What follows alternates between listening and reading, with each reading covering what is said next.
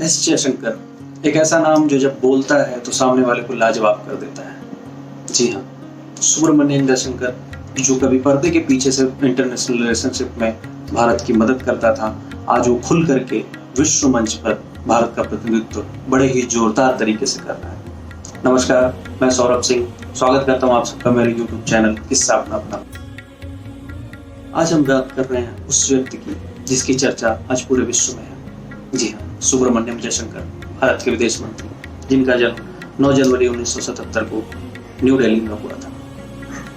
इन्होंने MA किया political science में, इन्होंने इंटरनेशनल रिलेशनशिप में PhD की JNU से, और उसके बाद 1977 में इन्होंने इंडियन फॉरेन सर्विसेज ज्वाइन किया। उसके बाद सन 2015 में जबकि इनकी रिटायरमेंट होने वाली थी, उसी समय इनको एक्सटेंशन देके बीजेपी गवर्नमेंट ने फॉरेन सेक्रेटरी बनाया। और इनकी काफ़ी महत्वपूर्ण भूमिका हर एक डील में रहती है। पर्दे के पीछे से इनका काफ़ी योगदान रहता है फॉरेन रिलेशनशिप को मैनेज करने में। तो या तो हम यूपीए गवर्नमेंट की बात करें तो उसमें भी ये काफ़ी अहम पदों पर रहे हैं। 2007 में अगर इंडो यूएस न्यूक्लियर डील की बात करें तो उसको क्रैक कराने में इनका काफ़ी बड़ा योगदान माना जाता है। एस जयशंकर एक टफ नेगोशिएटर माने जाते हैं, इसीलिए नरेंद्र मोदी गवर्नमेंट का इनके ऊपर काफ़ी विश्वास रहा है और इनकी ही प्लानिंग होती है हर एक फॉरेन रिलेशनशिप को मैनेज करने में। इंडिया जो कुछ भी करता है उसमें इनकी ही मुख्य रूप से प्लानिंग मानी जाती है। इसीलिए बिना किसी राजनीतिक बैकग्राउंड के होते हुए भी मोदी गवर्नमेंट ने इन्हें डायरेक्ट विदेश मंत्री बनाया।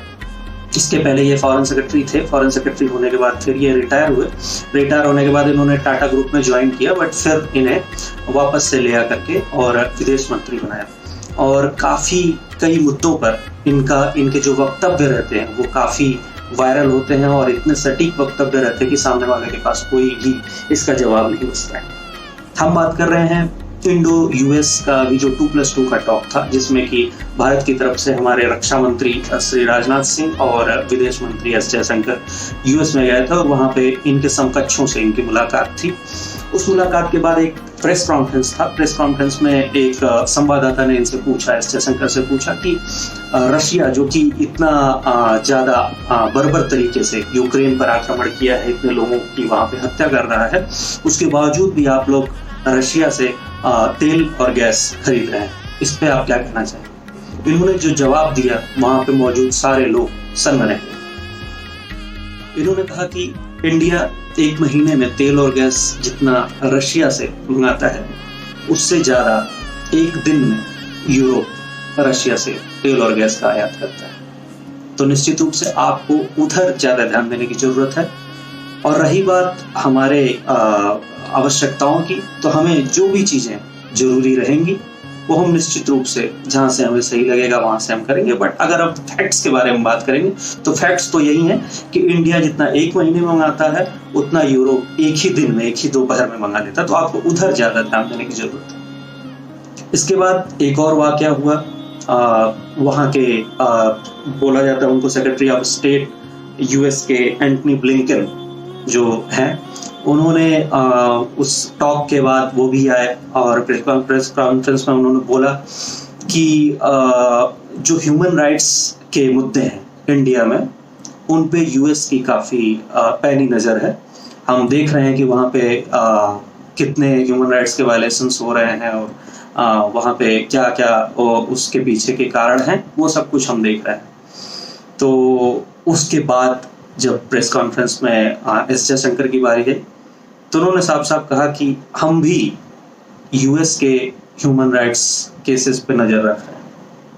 ये एक ऐसा वाक्य था जो कि US में बैठकर एंटनी ब्लिंकन के सामने ये बात बोलना एक बहुत बड़ी बात थी, जिसको कि एस जयशंकर ने बोला और जिसकी चर्चा आज पूरे मीडिया में हर तरफ ये खबर वायरल है कि एस जयशंकर ने इतनी बड़ी हिमाकत की कि US के सामने US को ये बताया कि ह्यूमन राइट्स का ठेकेदार सिर्फ तुम ही नहीं हो, ह्यूमन राइट्स का ठेका सिर्फ तुमने नहीं लिया है, ये तुम्हारे यहाँ भी ये केसेस हैं जिन पर हमारी नज़र है। और अगर हम सच में बात करें US के ह्यूमन राइट्स की, तो वहाँ श्वेत अश्वेत का मुद्दा हमेशा से गर्म रहा है। और पिछले कुछ ही दिनों में, पिछले हफ्ते की अगर हम बात करें तो इंडिया के 3 सिखों का वहाँ पे कत्लेआम हुआ है, 3 सिखों की हत्या हुई है। और उसके पहले भी अगर हम बात करें तो वहाँ पे हमेशा से अश्वेत लोगों को निशाना बनाया जाता है।